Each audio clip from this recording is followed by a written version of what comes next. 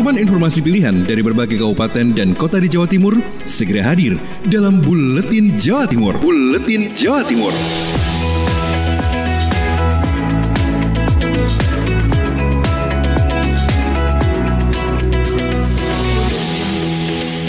Apa kabar dan salam jumpa sahabat. Senang sekali kami dapat menyapa Anda melalui rangkaian informasi teraktual dari beberapa lembaga penyiaran publik lokal, radio kabupaten dan kota di Jawa Timur yang kami kemas dalam Buletin Jawa Timur edisi Jumat 26 Maret 2021 bersama saya Ben Chandra. Informasi pertama datang dari rekan Anjani, Suara Ngawi. Penanganan COVID-19 dan pemulihan ekonomi jadi prioritas RKPD 2022 Kabupaten Ngawi. Penanganan COVID-19 dan pemulihan ekonomi menjadi prioritas dalam musyawarah perencanaan pembangunan Musrebang dalam rangka penyusunan rencana kerja pemerintah daerah RKPD tahun 2022 di Gedung Widyagraha Kabupaten Ngawi 22 Maret 2021. Dan hal tersebut disampaikan Bupati Ngawi Oni Anwar Harsono usai memimpin acara Musrebang tingkat kabupaten. Menurutnya, penjabaran dari RKPD tersebut menyesuaikan dengan program skala prioritas pemerintah pusat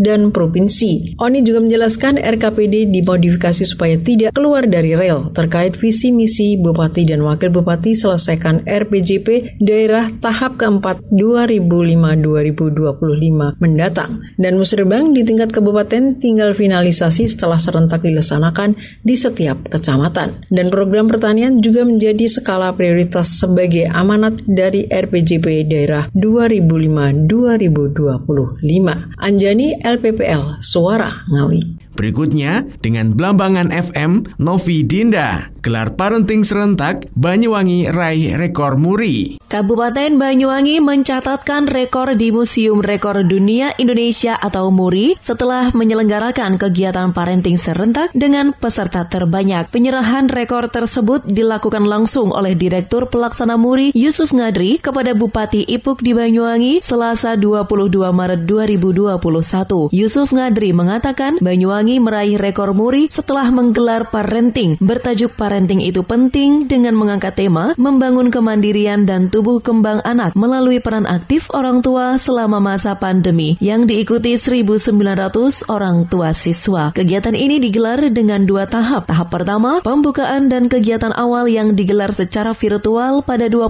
Maret 2021. Sementara kegiatan inti yakni pemberian materi oleh narasumber kepada orang tua siswa dilakukan secara luring serentak di 75 titik yang tersebar di 25 kecamatan se-Banyuwangi. Insert Ipuk menjelaskan manfaat pengasuhan yang baik memang tidak dirasakan 1 atau 2 tahun ke depan, namun hasilnya bisa dinikmati sekitar 15 tahun mendatang. Dia menilai hal ini merupakan investasi besar bagi masa depan Banyuwangi. Selanjutnya, bersama Billy Patopoi, Suara Sidoarjo. Terminal Purbaya Bungurasih masih belum terapkan genose test untuk deteksi COVID-19. Sahabat, penggunaan alat deteksi COVID-19 Genos yang mulai diterapkan pada moda transportasi bus secara acak per 5 Februari lalu ternyata belum diterapkan di Terminal Purabaya Bungurasi. Imam Hidayat, Kepala UPT Terminal Purabaya saat dikonfirmasi Rabu 24 Maret bilang, Terminal Purabaya belum mendapatkan alat pendeteksi COVID Genos. Akan tetapi, terkait persyaratan para penumpang dengan tujuan Jakarta atau luar pulau, dihimbau untuk tetap menyertakan hasil rapid antigen sebagai syarat pengganti tes Genos. Imam juga menghimbau kepada masyarakat yang akan berpergian tetap menyiapkan hasil rapid jika menggunakan moda transportasi bus. Untuk Genos sendiri, Imam bilang sampai saat ini pihak terminal masih belum mendapatkan info kapan akan diterapkan di Terminal Purabaya. Kalau bocoran itu kita belum ada ya Mas. Itu semua kebijakan pimpinan ya. Dari pemerintah kota kita belum dapat info. Apalagi dari pusat. Suratnya belum masuk ke sini. Kalau masuk mungkin semua sudah diterapkan loh Mas. Merujuk surat edaran Satgas Penanganan COVID-19, masyarakat yang berpergian dengan bus sifatnya hanya random sampling. Demikian saya Billy Patopoi, Suara Sidoarjo. Sahabat, kita ke rekan Ayudia Clarissa Ralita FM. Bupati Pamekasan beserta Forkopimda tinjau aspal Tangguh Semeru Polres Pamekasan. Bupati Pamekasan beserta Forum Komunikasi Pimpinan Daerah atau Forkopimda tinjau 3 komponen penting asrama polisi atau Aspol Tangguh Semeru Kepolisian Resor atau Polres Pamekasan. Di antaranya penerapan pembatasan kegiatan masyarakat atau PPKM, rumah isolasi, dan juga posyandu. Badrut Tamam, Bupati Pamekasan dalam kunjungannya menyampaikan dirinya beserta Komandan Kodim dapat melihat langsung rumah isolasi, PPKM, dan posyandu di mana tempat bagi anggota yang terkonfirmasi positif COVID-19. Namun alhamdulillah, tambah Badrut, anggota polisi di bawah kepemimpinan AKBP Apip Ginanjar Kapolres Pamekasan dan Letkol Infantri Tejo Baskoro Komandan Kodim 0826 Pamekasan semuanya dinyatakan sehat. Meskipun anggotanya tidak ada yang positif COVID-19, tidak menutup kemungkinan sebagai bentuk antisipasi ketika ada yang positif, Mapolres telah menyiapkan 3 komponen penting yakni rumah isolasi, pos PPKM, serta posyandu. Melihat secara langsung di Mapolres rumah isolasi bagi anggota yang terkonfirmasi positif. Tapi alhamdulillah seluruh anggota polisi di Pamekasan di bawah kepemimpinan Mas Apip dan Komandan Tejo semuanya sehat. Tetapi kita Mapolres menyiapkan tempat untuk jika ada anggota yang terkonfirmasi, ada posyandu, ada pos PPKM yang keseluruhannya itu 3 komponen ini keseluruhannya untuk memberikan pelayanan yang baik untuk anggota. Bupati Badrut Tamam menambahkan 3 komponen penting ini keseluruhannya memang sangat berguna untuk memberikan layanan yang terbaik untuk para anggota. Tidak hanya di Polres saja, namun Kodim 0826 juga telah menyediakan 3 komponen penting tersebut. Ia pun berharap mudah-mudahan kerja luar biasa ini dapat memberikan perlindungan bagi seluruh anggota TNI Polri di Kabupaten Pamekasan, sehingga tetap dapat memberikan pelayanan yang maksimal kepada masyarakat dan tetap bertanggung jawab mengemban tugas untuk bangsa dan negara. Ayudia Clarissa, Realita FM mengabarkan untuk Buletin Jawa Timur. Kita beralih bersama Ninda Alivia, Persada FM. 204 desa di Kabupaten Blitar sudah mencairkan dana desa. Ratusan desa di Kabupaten Blitar dipastikan sudah mencairkan dana desa atau DD berdasarkan data dari Dinas Pemberdayaan Masyarakat dan Desa Dinas PMD.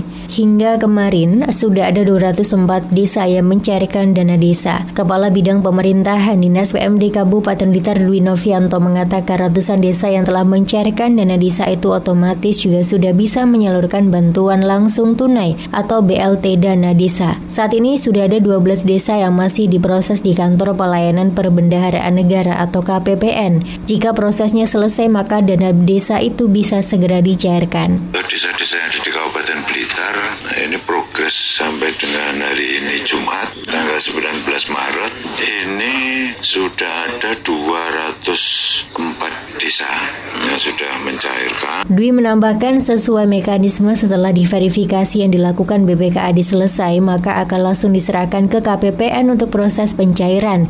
Diharapkan semua persyaratan sudah lengkap sehingga bisa segera dicairkan. Ninda Alivia, Radio Persada FM Blitar. Selanjutnya kita ke Lumajang. Ada Bobi Wijayanto, Bupati pimpin patroli gabungan dalam rangka Cipta Kondisi Harkam Tipmas. Thoriqul Haq, Bupati Lumajang, memimpin kegiatan patroli gabungan dari unsur jajaran Pemkab Lumajang bersama TNI Polri dalam rangka cipta kondisi pemeliharaan keamanan ketertiban masyarakat, Harkam Tipnas, dan antisipasi tindakan kriminal di wilayah Kabupaten Lumajang Selasa malam kemarin. Patroli gabungan yang dilakukan Bupati Lumajang bersama jajaran TNI Polri bertujuan untuk melihat secara langsung keamanan yang dilakukan Satgas Keamanan Desa SKD di beberapa desa, serta memastikan SKD benar-benar sudah melaksanakan tugasnya dengan baik. Dirinya berharap nantinya SKD dapat menciptakan stabilitas keamanan serta memberikan rasa aman dan nyaman kepada masyarakat yang ada di desa masing-masing. Selanjutnya, Bupati berpesan kepada masing-masing SKD dapat mempedomani dalam menggunakan HT sehingga nantinya setiap anggota dapat melakukan komunikasi dengan baik. Bobi Wijayanto, Suara Lumajang FM, mengabarkan. Berikutnya, bersama Endrik Sonia, Suara Kota Probolinggo. Serahkan LKPD 2020 ke BPK, pemerintah Kota Probolinggo berharap pertahankan opini WTP. Wali Kota Probolinggo Habib Hadi Zainal Abidin menyerahkan laporan keuangan pemerintah daerah LKPD Kota Probolinggo tahun 2020 kepada Kepala Badan Pemeriksa Keuangan Perwakilan Jawa Timur, Joko Agustiono secara virtual dari Gedung Comment Center Kantor Wali Kota. Penyerahan LKPD merupakan salah satu langkah awal yang dilakukan Pemkot untuk mempertahankan opini wajar tanpa pengecualian yang telah diraih 3 kali secara terus-menerus. Sesuai amanat PP nomor 1 tahun 2004 tentang Perbendaharaan Negara pasal 56 ayat 3 yang mana pemerintah daerah berkewajiban menyampaikan LKPD paling lambat 3 bulan setelah tahun anggaran berakhir. Ada 7 laporan keuangan yang diserahkan Pemkot kepada pihak BPK, di mana 7 laporan keuangan tersebut diantaranya neraca, laporan perubahan ekuitas, laporan operasional, laporan realisasi anggaran, laporan perubahan saldo anggaran lebih, laporan arus kas dan catatan atas laporan keuangan. Dokumen-dokumen tersebut kami serahkan untuk dapat dipergunakan sebagai bahan pemeriksaan LKPD Kota Probolinggo tahun anggaran 2020 sesuai dengan ketentuan peraturan perundang-undangan yang berlaku. Wali Kota berharap upaya ini dapat membawa perubahan berarti bagi Kota Probolinggo agar meraih pencapaian yang lebih baik lagi pada masa ini dan di masa yang akan datang. Saya Endri Sonea, Suara Kota Probolinggo. Kemudian kita ke rekan Mabrur Al-Aziz Suara Sampang. Wabub buka rakor Dewan Masjid Indonesia dengan BPRS, BAS, dan Basnas Sampang. Wakil Bupati Sampang Haji Abdul Hidayat secara resmi membuka rapat koordinasi Dewan Masjid Indonesia atau DMI Sampang bersama BPRS, BAS, dan Basnas Kabupaten Sampang di Gedung Karta, Rabu 24 Maret 2021. Hadir pada rakor tersebut diantaranya pimpinan wilayah Dewan Masjid Indonesia atau DMI Provinsi Jawa Timur, Ketua DMI Sampang, Direktur Utama BPRS BAS Sampang, sekaligus Ketua Basnas Kabupaten Sampang Saifullah Asyik, serta Ketua MUI Sampang Kiai Haji Bohri Maksum. Wakil Bupati Sampang Haji Abdul Hidayat dalam sambutannya menyampaikan, harapan kami ke depan untuk BAS sendiri agar bekerja optimal nantinya dan bisa bersama-sama memakmurkan masjid yang ada di Kabupaten Sampang. Dari masjid itu kita semua akan mendapatkan pahala ya, seperti yang kita sama-sama tahu, Isra Mi'raj itu berawal dari masjid dan kembali ke masjid. Dan di situ hasil Isra Mi'raj kita melalui Nabi kita Nabi Muhammad SAW mendapatkan amanat, mendapatkan perintah sholat 5 waktu. Mabrur Al-Aziz, Suara Sampang melaporkan.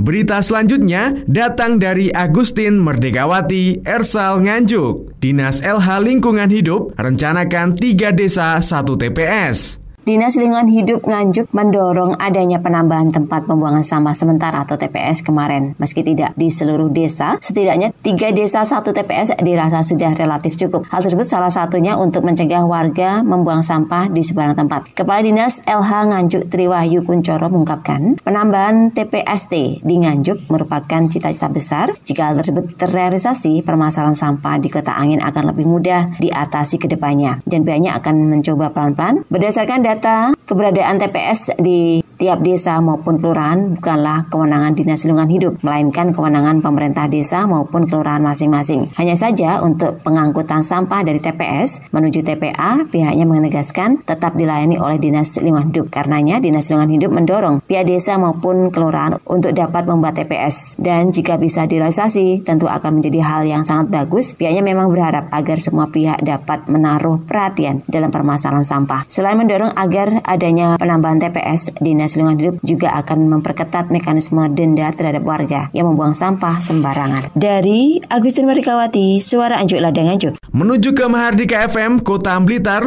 bersama Surya Muhammad. Resmi di launching Polda Jawa Timur, ETLE akan berlaku di 4 titik di Kota Blitar. Ditlantas Polda Jawa Timur melaunching Electronic Traffic Law Enforcement atau ETLE nasional bersama Kapolri dan Kakor Lantas secara virtual Selasa 23 Maret 2021. Di Kota Blitar, kegiatan itu juga diikuti Kapolres Blitar Kota, Wali Kota Blitar, Kepala Pengadilan Negeri, Kepala Kejaksaan Blitar, dan beberapa kepala OPD terkait di ruang TMC Mapolres Blitar Kota. AKBP Yuli Heri Setiawan, Kapolres Blitar mengatakan penerapan ELTE ini bertujuan untuk menegakkan menegakkan disiplin masyarakat dalam berlalu lintas dengan memanfaatkan teknologi sekaligus mencegah pungutan liar atau pungli di jalan raya. Menurutnya, Kota Blitar sudah mempersiapkan diri sejak 1 bulan yang lalu dengan menempatkan kamera pengawas di 4 titik di Kota Blitar. Saat ini, pihaknya masih menyiapkan sarana prasarana dan sistem tilang elektronik dengan target bulan depan sudah bisa dijalankan. Jadi sudah ada 4 titik yang rencananya akan kita laksanakan untuk penegakan hukum pelanggaran lalu lintas ini secara elektronik. Jadi dalam rangka persiapan ini kita memang sudah siap. Target kita kalau bisa bulan depan sudah harus dilaksanakan. Rencananya Sobat ELTE di Kota Blitar akan diterapkan di Simpang Jalan Sudanco Supriyadi, Simpang Jalan Sumatera, Simpang Jalan Merdeka Barat, dan Simpang Jalan Melati. Surya Muhammad, Mahardika FM. Sahabat, selanjutnya rekan Mega Kristi RGR FM Tulungagung membawa kabar Polres adakan pelatihan public speaking. Dalam rangka penguatan kemampuan sumber daya manusia SDM Polri yang presisi, Polres Tulungagung mengikuti kegiatan pelatihan public speaking dari Divisi Humas Polri secara virtual bertempat di ruang Tribrata Mapolres Tulungagung.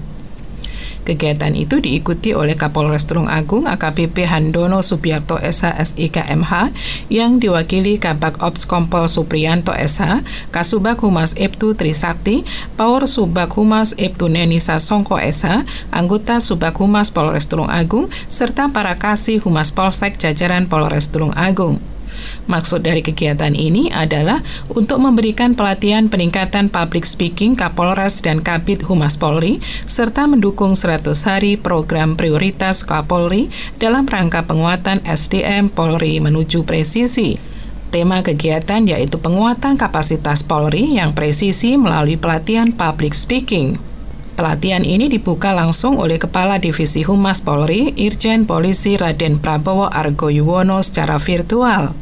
Dalam sambutannya, Kadif Humas Polri Irjen Polisi Argoyuwono menyampaikan, pelatihan ini dilaksanakan sebagai bentuk serta bekal bagi seluruh Kapolres dan Kabid Humas agar memiliki kemampuan berbicara di depan publik dan media yang profesional serta berdampak positif bagi citra Polri. Komunikasi sebagai konsekuensi makhluk sosial selalu mengalami perubahan dan berlangsung terus-menerus dengan melibatkan banyak pihak. Keberhasilan komunikasi hanya dapat terjadi jika pihak penyampai informasi dan pihak penerima informasi memiliki kesamaan latar belakang, pengalaman, dan pengetahuan. Saya Mega Kristi 90,1 RGR FM Tulungagung. Kemudian bersama Kiki Desilia, Suara Madiun. Siap hadapi penilaian Adiwiyata, SDN 02 Klegen Kota Madiun siapkan berbagai inovasi. SDN 02 Klegen tampaknya semakin dekat dengan penghargaan Sekolah Adiwiyata Mandiri tahun ini. Hal itu setidaknya terlihat dari berbagai persiapan yang dilakukan pihak sekolah setahun belakangan. Tak hanya sudah memenuhi persyaratan yang ditentukan, sekolah yang beralamat di Jalan Wiyata Wijaya tersebut juga syarat akan inovasi berbasis lingkungan. Tahun ini memang terdapat 19 sekolah yang ditunjuk Dinas Pendidikan untuk maju Adiwiyata Mandiri. Salah satunya SDN 02 Klegen. Suharsi optimis sekolahnya bisa maju mewakili Provinsi Jawa Timur untuk penilaian Adiwiyata Mandiri tersebut, sebab pihaknya sudah memenuhi berbagai persyaratan yang ditentukan, mulai memiliki sekolah binaan hingga pemenuhan pokja dan inovasi. Selain itu, pihaknya juga sudah memenuhi 14 pokja Adiwiyata Mandiri, di antaranya pokja 3R, greenhouse, toga, taman, hutan, kebun, kantin, UKS, perpustakaan, MCK terpisah putra-putri, kompos, pengelolaan sampah, biopori, dan pokja musola. Menariknya, sejumlah inovasi mengemuka dari pokja-pokja tersebut, seperti media tanam dari sabut kelapa atau kokedama, sabun cuci dari pandan dan jeruk nipis, serta obat nyamuk daun serai dari pokja toga. Selain itu, pihak sekolah juga memiliki inovasi batik gejrot motif daun jati dari pokja hutan dan berbagai kerajinan berbahan stik serta botol dari pokja pengelolaan sampah. Jadwal penilaian Adiwiyata Mandiri untuk SDN 02 Klegen dari tim verifikasi lapangan pusat memang belum mengemuka. Namun, sekolah akan dilakukan peninjauan dari tim pemerintah Kota Madiun pada 30 Maret nanti.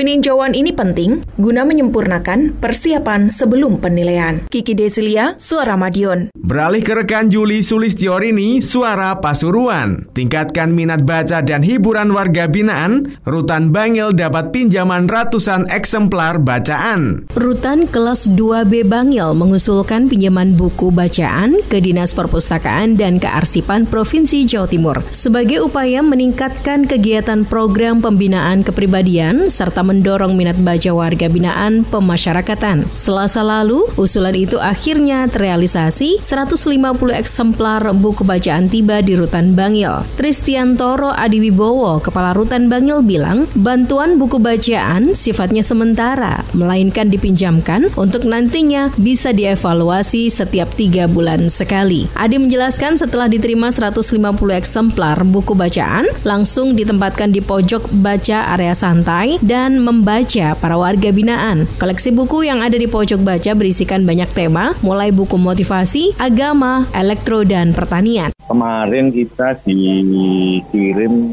150 eksemplar dari berbagai macam judul lah, keagamaan maupun cerpen atau novel dan pengetahuan lainnya lah. Kita siapkan tempat khusus untuk istilahnya perpustakaan mini lah. Kalau kita di hutan ini kita ada space untuk perpustakaan mini di mana sebagai tempat menyimpan buku dan baca-baca warga binaan untuk kita menambah pengetahuan. Alhamdulillah untuk antusias dari warga binaan ini sangat luar biasa. Memanfaatkan waktu luang, waktu kosong, mungkin siang hari atau sore menjelang sebelum masuk kamar kita untuk baca-baca buku lah. Dengan pinjaman buku yang diterima Rutan Bangil, Adi berharap bisa menambah pengetahuan dan memotivasi para warga binaan untuk menjadi lebih baik ketika sudah bebas. Yuli Sulistiorini, Suara Pasuruan. Dan informasi terakhir dari reporter Mahruzar Iskandar, Suara Gresik. Paskibraka Kabupaten Gresik bersiap untuk ucapkan kemerdekaan Agustus mendatang. Kamis 25 Maret 2021 telah dilaksanakan seleksi Paskibraka Kabupaten Gresik ke tingkat rayon Kota Gresik. Seleksi yang bertempat di Wahana Ekspresi Pusponegoro diikuti dengan jumlah 120 siswa yang terdiri dari siswa dan siswi sekolah tingkat menengah atas yang ada di Kota Gresik. Meskipun masih dalam masa pandemi COVID-19, Dispora Kabupaten Gresik tetap mempersiapkan untuk upacara Agustus mendatang. Gatot, salah seorang pelatih yang menangani seleksi, memberikan keterangan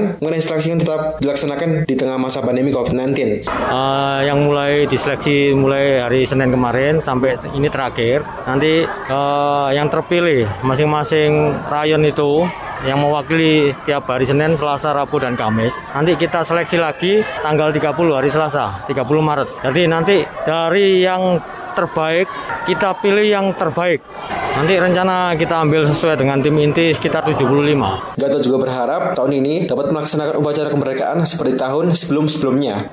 Sementara sesuai dengan aturan pandemi, kita seleksi termasuk mulai dari seleksi mulai hari Senin kemarin, kita adakan protokoler kesehatan mulai dari masuk, pendaftaran, cuci tangan, pakai masker, dan yang lainnya. Jadi kita nanti ikuti perkembangan perintah lebih lanjut. Harapannya ke depan, jadi semoga pandemi ini sudah selesai dan untuk adik-adik saya yang paskibra ini bisa melaksanakan kegiatan sesuai dengan yang sebelum pandemi. Jadi untuk peringatan 17 tidak dengan tahun yang kemarin kita laksanakan cuma berapa orang, tapi harapan saya ke depannya sesuai dengan yang tahun-tahun sebelum pandemi. Saya Ruzar melaporkan dari Suara Gresik untuk Buletin Jawa Timur. Demikian sahabat, rangkaian informasi yang terangkum dalam Buletin Jawa Timur edisi Jumat 26 Maret 2021. Saya Ben Chandra undur diri dari ruang dengar Anda dan sampai jumpa. Rangkuman informasi pilihan dari berbagai kabupaten dan kota di Jawa Timur baru saja sahabat dengarkan dalam Buletin Jawa Timur. Buletin Jawa Timur. Buletin Jawa Timur bisa sahabat dengarkan Senin sampai Jumat jam 8 pagi dan 4 sore.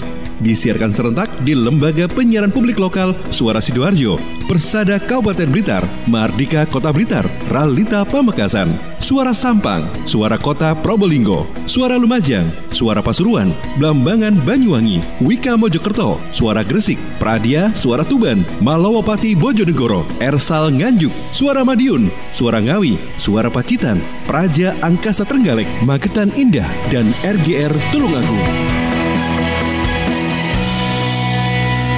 persembahan dari Asosiasi Lembaga Penyiaran Publik Lokal Jawa Timur.